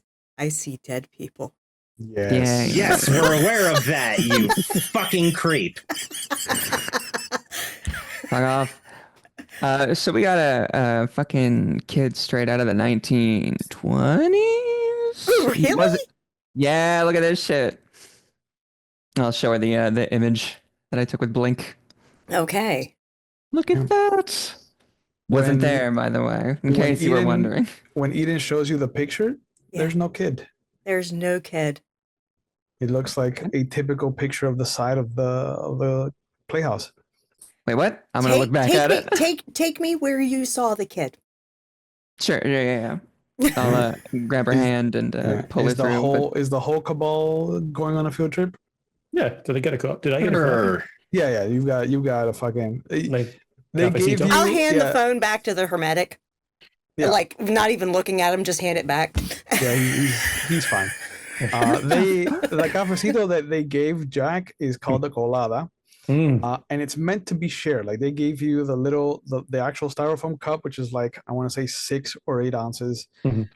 and then these little shot glasses, like a little stack of shot glasses that they put on top of it. Mhm. So I imagine Jack just kind of like grabs the shot glasses, puts them on the counter, and just takes the colada for himself. Mhm. Yeah. Yes, exactly. He gives them a share and then takes the rest. Jude nods with respect. Yeah. He too likes caffeine.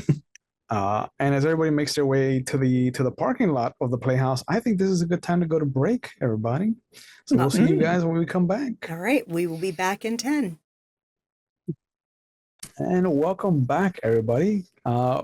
In the first half, we got to meet all of our mages. We got to meet some of the people that they interact with on a day-to-day.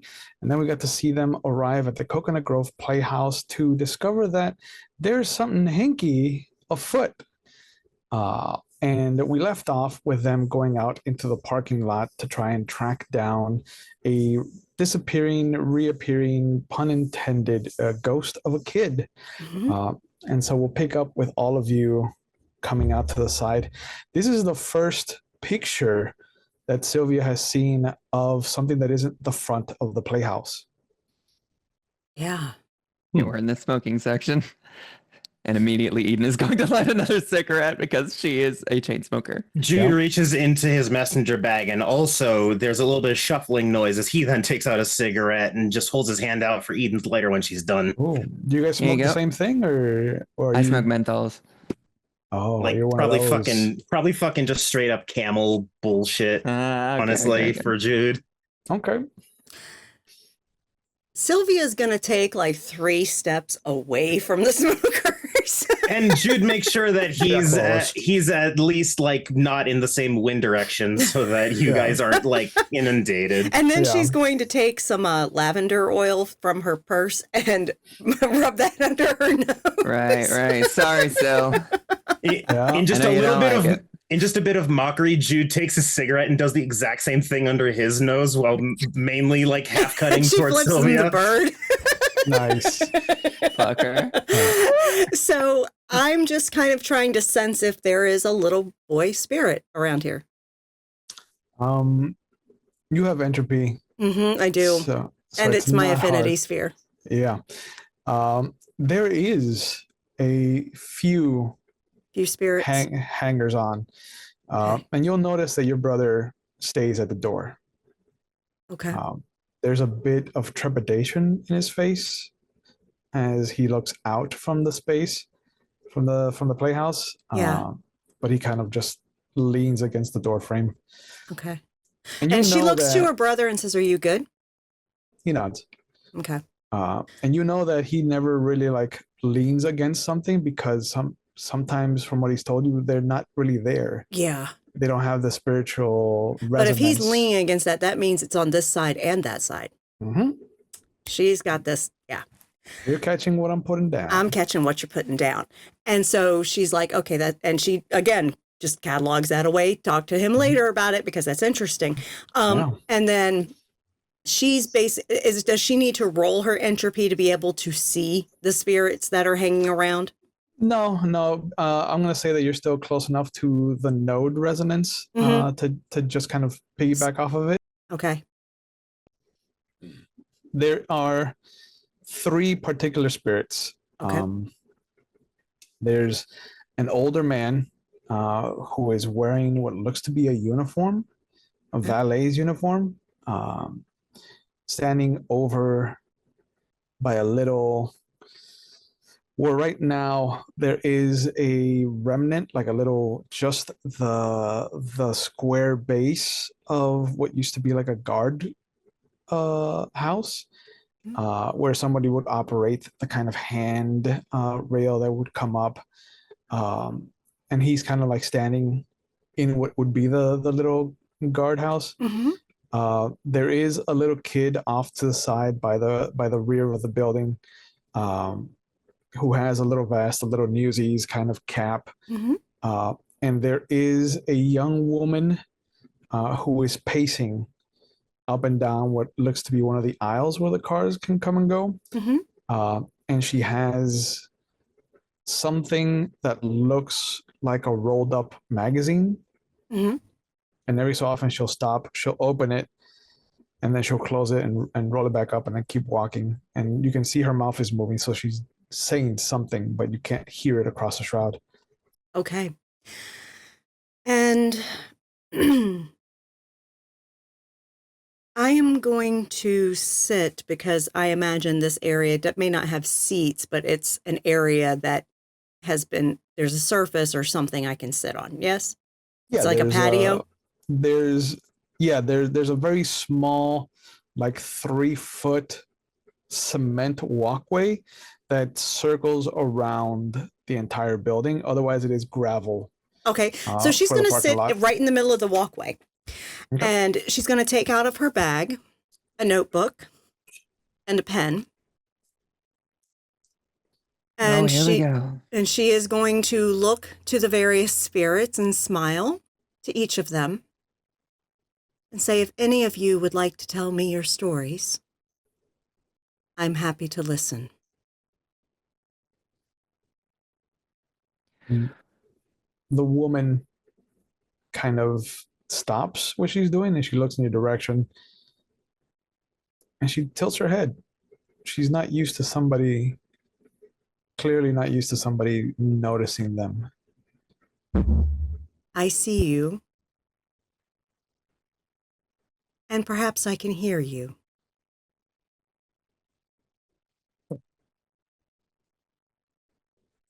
Jack's going to make sure she's not interrupted. He's going to hover. Okay. And she'll just set pen to paper and wait. Okay. And you'll see her look at the older gentleman and she'll look at the kid, and the kid shakes his head and kind of points at Eden.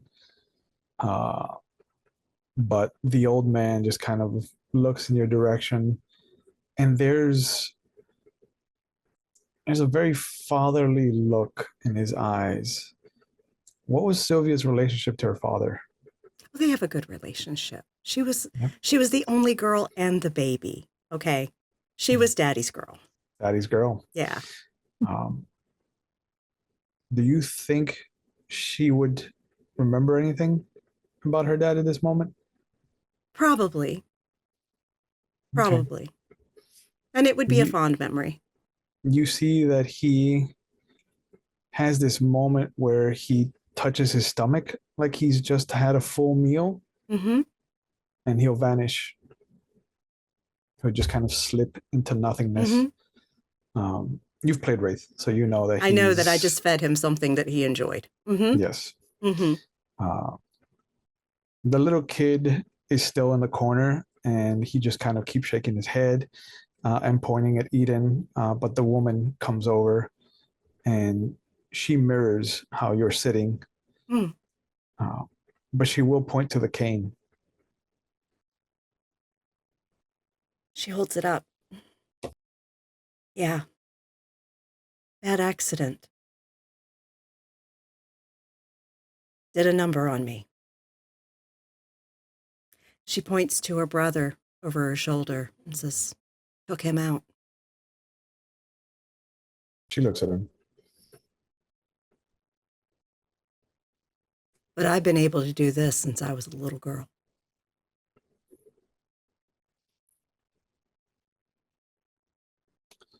She hesitates for a moment, and then you'll see her turn around so she shows you her back. Mm-hmm. And she'll pull the back of her hair aside and show you what happened to her. In this moment, Sylvia's going to start automatic writing. Okay. Based on what she's seeing, she is getting visuals of the story of this woman, and she is writing it. And you'll see that she kind of scooches herself back around to lock eyes with you again whenever you look up from the page. And she has moments where she kind of reaches out towards you. She doesn't touch you, or she doesn't like come close, but she does kind of almost like a blind person. She is wanting to take in the topography of your face. Sylvia will allow it. And she'll move kind of like around your body. And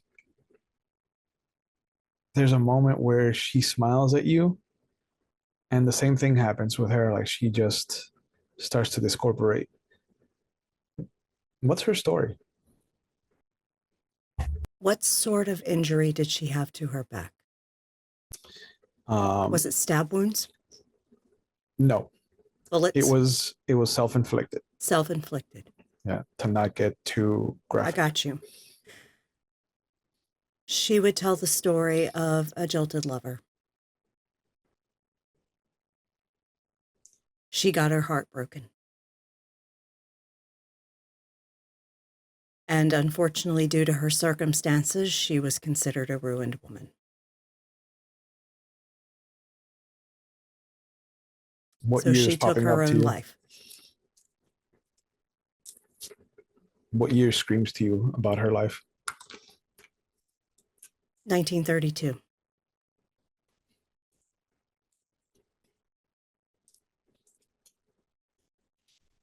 Do you feel that she's connected to the kid?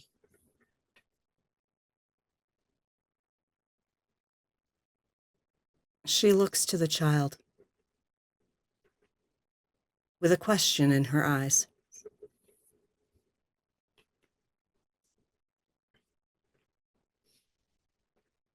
He'll slowly creep towards you, but he stops about 10 feet away. And Sylvia just says, "You were very interested in my friend here." And she looks to Eden. He nods. Without context, Jude finishes the last half of his cigarette in stress because Sylvia's now talking and looking in his direction a bit. And then she looks back at the kid and says, "Would you like for me to give her a message?" Shakes his head vehemently. Okay. The woman that told me her story. You know her? He nods. Closely? Nods again. I like her. She's really nice. He nods empathically.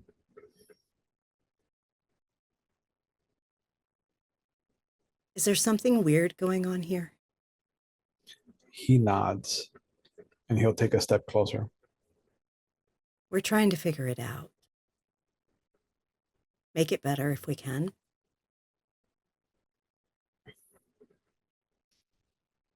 It has been in the low 60s tonight, and the moment that he steps closer to all of you, you do feel it drop like Oh, 5 yeah. degrees.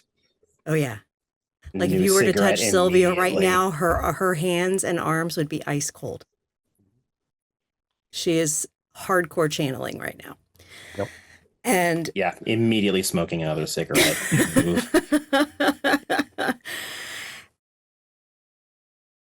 can you tell me, or do you need to show me? He looks down at your paper. She picks up the pen and flips to a blank page.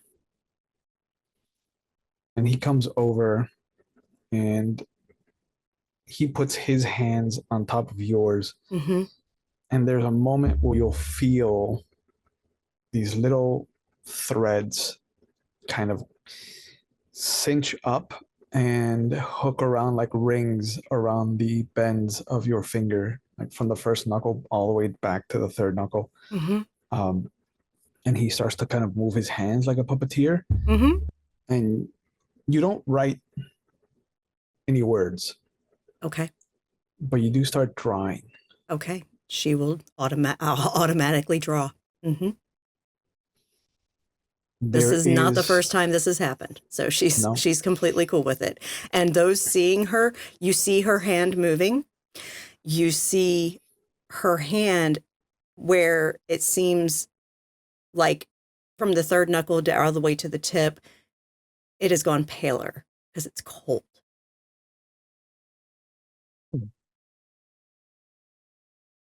We're in the parking lot, right? Yes, sir. I'm going to get my guitar. What is she drawing? It is almost I don't want to say caricature, but it is a very classical, very Renaissance-esque brush stroke Mm-hmm. of someone that looks like Eden, but the hair is different. It's regal. There's pearls that come down like a crown. And there are these pointed ears. And they have the one, because he's drawn her 3/4 out. The one visible has a piercing towards the top that has a little chain that comes down towards the piercing at the lobe. It's beautiful. And it has this little crescent moon charm. The detail, though, is spectacular. When she's finished the drawing, I'm not sure any of you have seen hands move that quickly on a page. This drawing looks like it should have taken her hours to make, and it only took moments. She looks at the little boy and says, "Is this what's making it weird, or is this why you were interested? Oh, and also interested in my friend." He nods. Okay. And she picks up the notebook and flips it towards Eden and says, Holy shit. You just drew that? "Yeah." Wow. Why am I an elf? And the real question is, are you Tolkien or Keebler? And he takes a drag of his cigarette.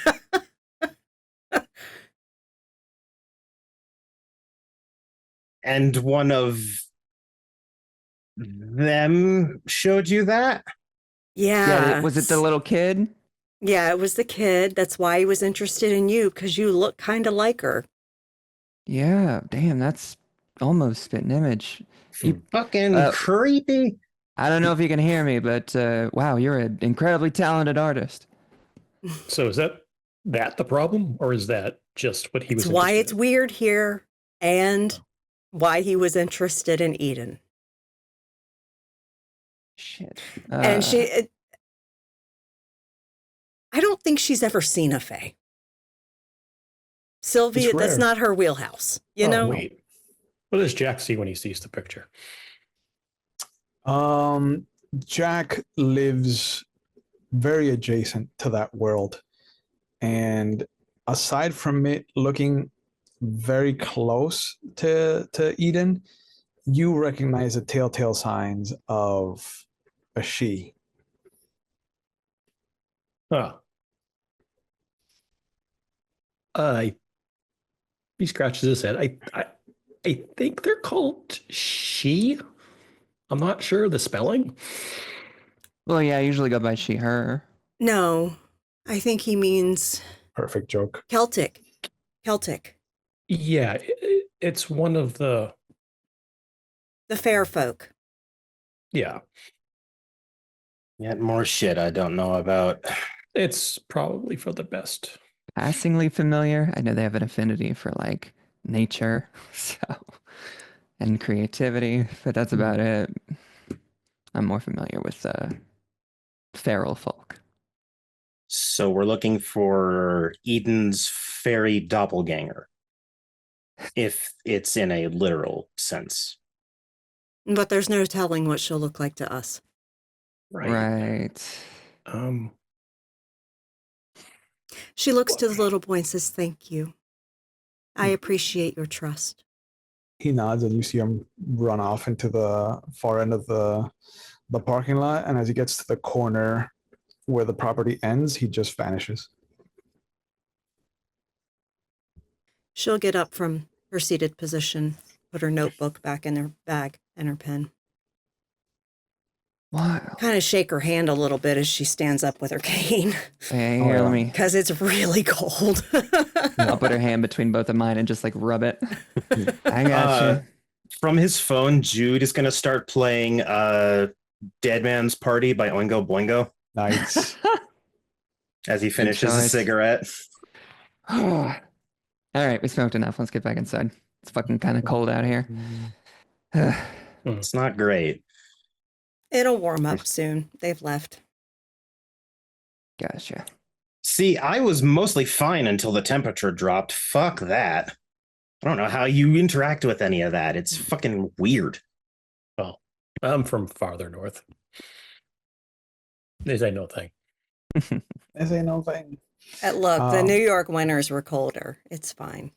This is still shorts weather. Yeah, Jack has his guitar with him now. Like, what do you want to do with that?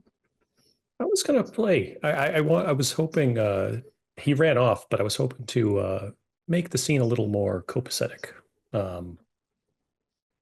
I can't imagine. I can't at all relate to what Sylvia does with the spirits. Maybe some music help keeps the mind Sure. on the straight path. In fact, actually, he'll just sit down. He'll start playing. He knows Sylvia and one of her favorites. He'll start playing The Graveyard Near the House. Oh, shit. Hell yeah. Okay. Jude will stop playing when Jack starts, just because he's like, "No, this is live music. It's probably better for us than a recorded it's thing on a definitely phone." better. And Sylvia kind of looks to the guard, standing in what would have been, the Oh, no, guardhouse. he was the He's first gone. one to leave. Oh, he was the first one to leave? Yeah. Okay. he's the Oh, one that was had the fatherly, The kind fatherly of guy. one? Yeah. Okay. Yeah, Because I he's thought the there one were you gave- 4. No, there were 3. There were 3. Okay. 3 plus your brother. Okay. Yeah. He's the one that you fed some pathos to, and he was just like, mm. Yeah. He's like, I'm Delicious. good. Thank you. Yeah, thank you so much. Slut. She's just giving it away. Yeah, we don't. I was more saying him, but whatever. We We'll don't take the shade, bro. pathos and leave. Hey, you know what? Wraiths help her out. She helps them out. It's fine. That's fair. Symbiotic. Yep. Exactly. Yeah. So, The Sylvia will hum along as you play, Jack, because it is one of her favorites. he's doing it absentmindedly. He's thinking about the Fae stuff and what he might know and what he might not. Mhm. Because being adjacent doesn't necessarily impart knowledge. I'm gonna take a picture of the drawing and just be like, I'm gonna hang that on my fucking wall. That's awesome. Ugh. Does Jack know any Celtic songs? He might. It's not something he would play on the regular with his band. Would probably sound different coming from a guitar versus like a dulcimer or something like that. Right. You know what? I'm not off the top of my head. I don't know which one he would know if he did just from playing. But yeah, it's just something he's usually just has the stuff he can play repetitiously on stage or something ready to go.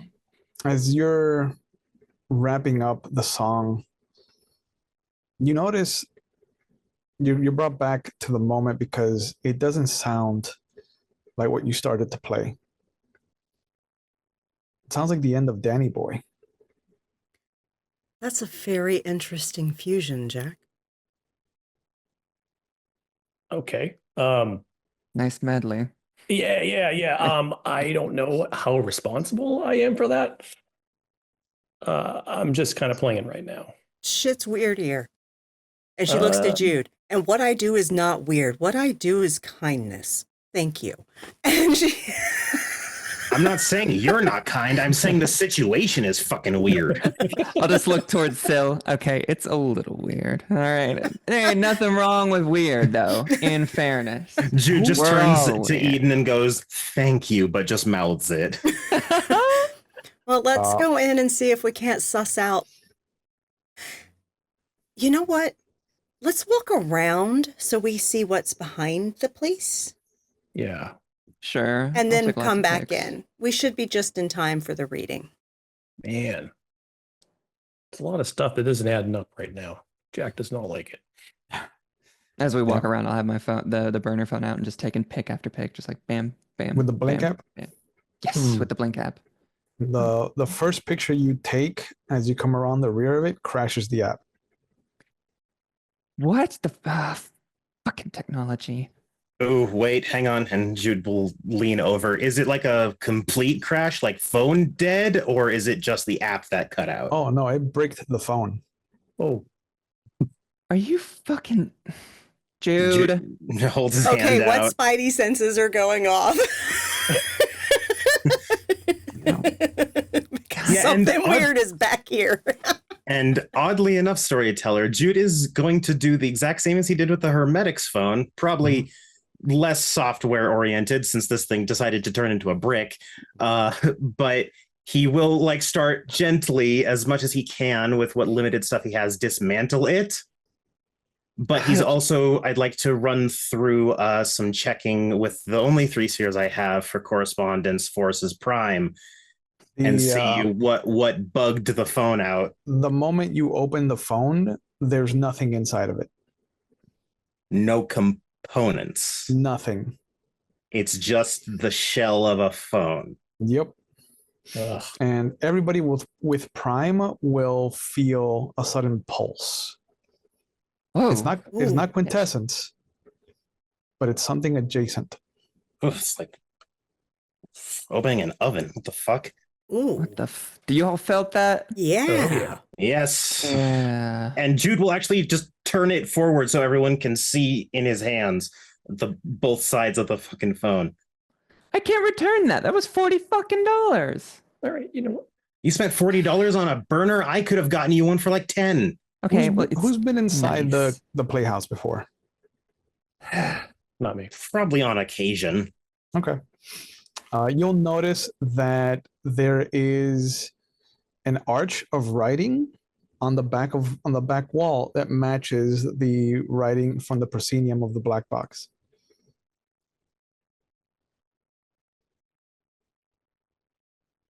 If I tried to get a picture of the back of the building with my regular phone camera, does it also do it? Use your burner. How much of the back? It's are true, you- my burner without the blink app attached, just the actual camera. Oh, just the camera?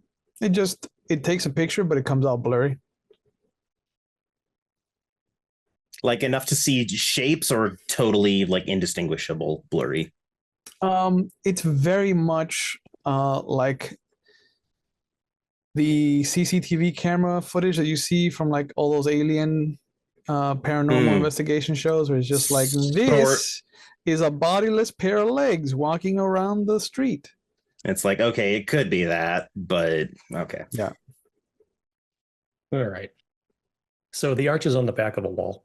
On the back wall. And it's high. It's not like a typical arch level on the ground floor. Like it's set at the same height that it would be on the second story. What's it say? It's Gaelic. Oh, Gaelic.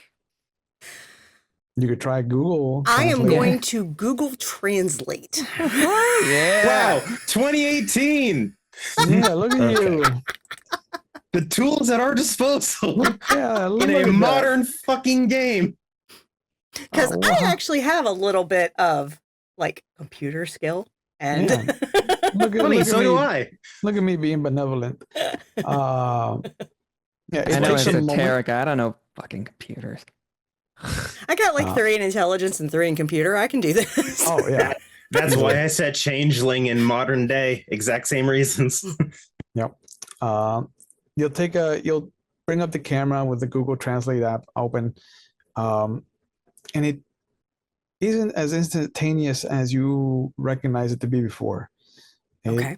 It starts to translate it, and then it starts to correct itself, and then it'll translate more of it, and then it corrects the entire phrase again. Okay. So what I'll do instead of doing it with the camera, I will stop that. I will just go to the Google web page on my browser and type it in exactly what I see. Okay. It comes back and it says, "'Twould be friend, just ye say, take my hand, I'll show the way." Fuck it. She says it out loud. Okay. The pulse of not quintessence erupts from the center of this building, Oh, don't do that again. and it pulsates. Could everybody roll their arete for me? Absolutely. All right. Sure, why not? 2 whole Wait, dice. since that was a Yeah. question, do we have to? Okay. All right. Can we use willpower on this? If you want to, sure.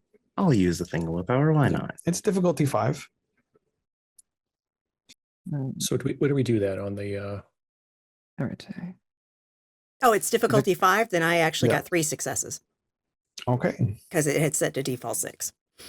Okay. I got 2. Yo, 2 out of 2. So where do we roll Wait, that? 3 on the, because it's a oh, 0. it's on. Oh, sorry, I know where it is. You just click Yeah. Arete on the character sheet. Yeah. Yep. And then Tens are adjust for double, bonuses or whatever is needed. 10 to count as 2 successes for Arete. Nice. All right, cool. So 3 successes. Okay. I am being dumb. Where is it? On your character sheet?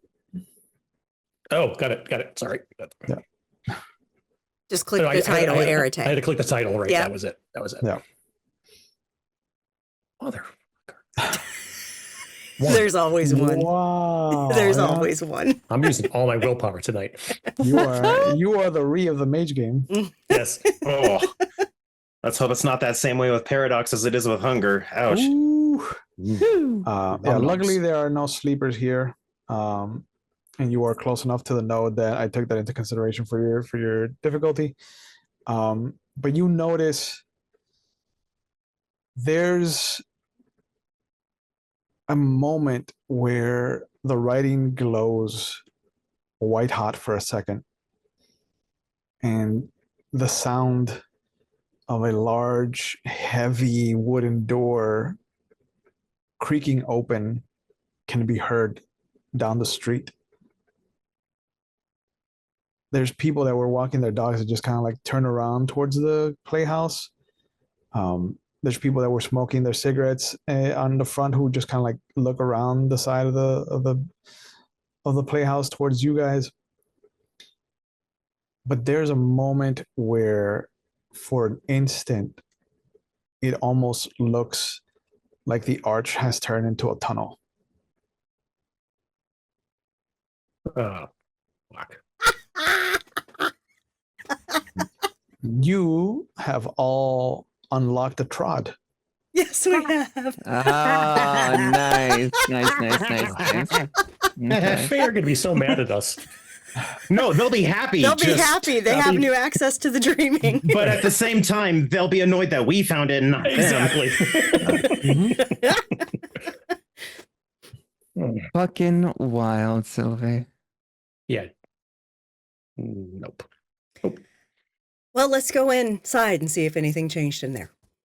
Yeah, it seemed like it came from the inside, like the Inside the building, not into the scary tunnel. No, No, not fuck in there. no. Not in there. No. I'd like to send like a drone or something in there if we're going to be checking out that. Oh, Fuck I'm that. sure that'll work well. Yeah. Luckily, yeah, it's let's high end- enough people aren't just going to like stumble in. Well, Yep. probably at least partially From this explains why side. things are weird. Once you go inside, you'll notice that time has stopped. Everybody's in the middle of whatever action they were in when the door opened. Does that include others that we know to be mages? Yes, Wow. So everyone in there's frozen, and then we enter and we're not. Yep.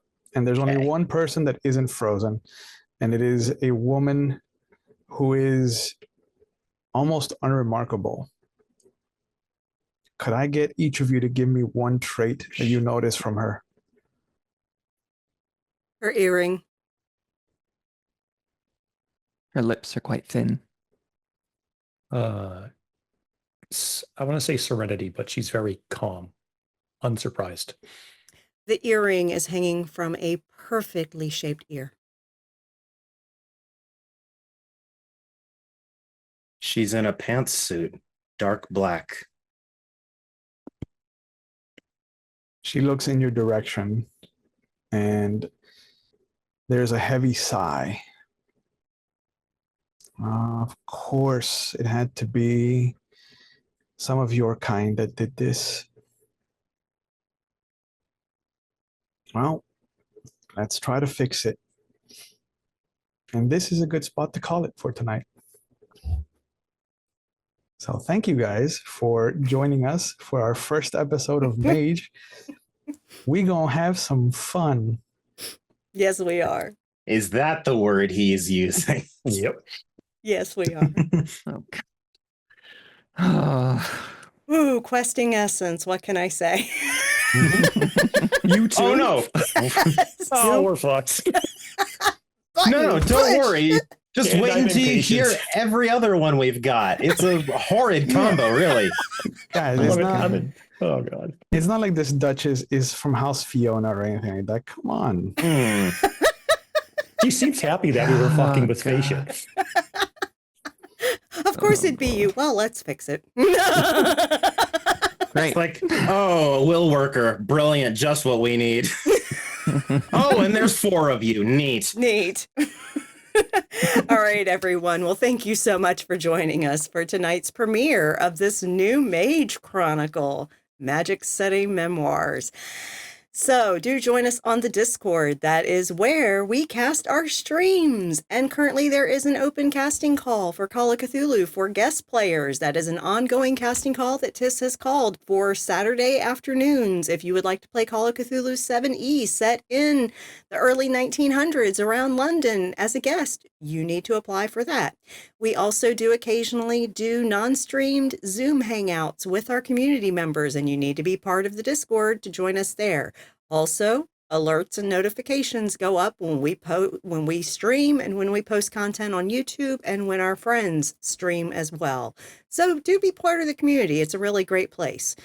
And if you would like to check out back episodes of any of our stories that we have told on this channel and are currently telling, you can go to YouTube. That is the McStabber Studios YouTube.